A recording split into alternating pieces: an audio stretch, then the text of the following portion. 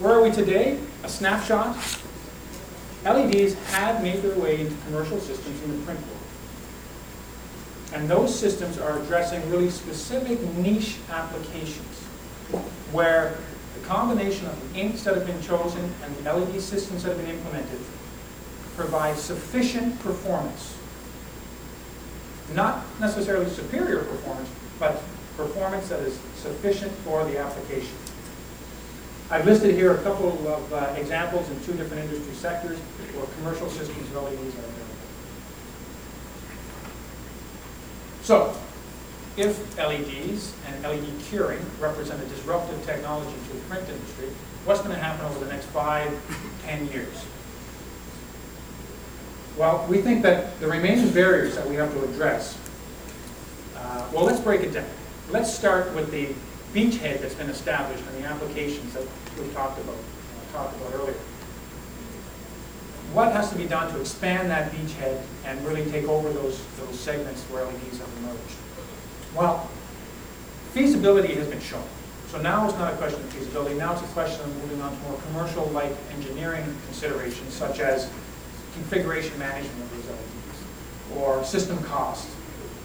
We need to continue to enhance the performance, but it's an evolutionary enhancement now of the LEDs within those segments. We want to look at expanding the range of applications that we can address with LEDs.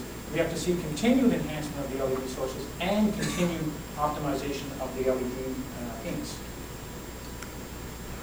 Even with those two elements put together, we still won't make significant progress in this industry unless we generate some reliable, credible data that we can take to integrators and that we can take to our end customers and prove that this technology works. Because this technology is going to require an investment on the part of the entire value chain, ink manufacturers, the source manufacturers, the integrators, the distributors, and the end users. Everyone has to get involved in this, and so we have to demonstrate that the investment is worthwhile.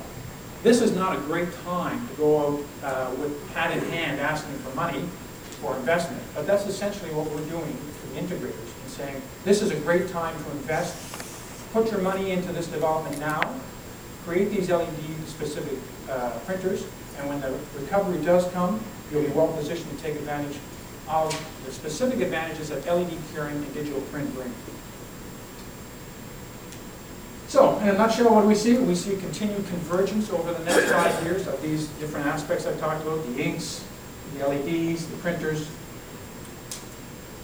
We'll expand the range of niche segments that we'll be able to address with this technology as it matures. And an area that we're very interested in, which is typical of disruptive technologies. Disruptive technologies enable new applications that heretofore would not have been addressable.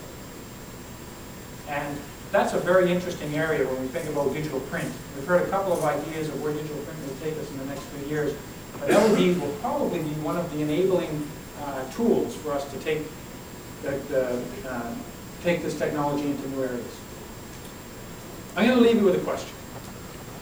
Will LEDs ever be able to address the high end of the, say, the wide format digital print graphics market?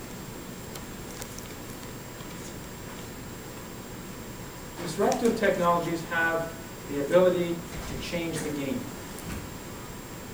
So the question I have for you is the question really, will LEDs be able to compete head-to-head with these 200 watt per inch type arc lamp systems? Or will the game change so that they don't have to? Thank you very much.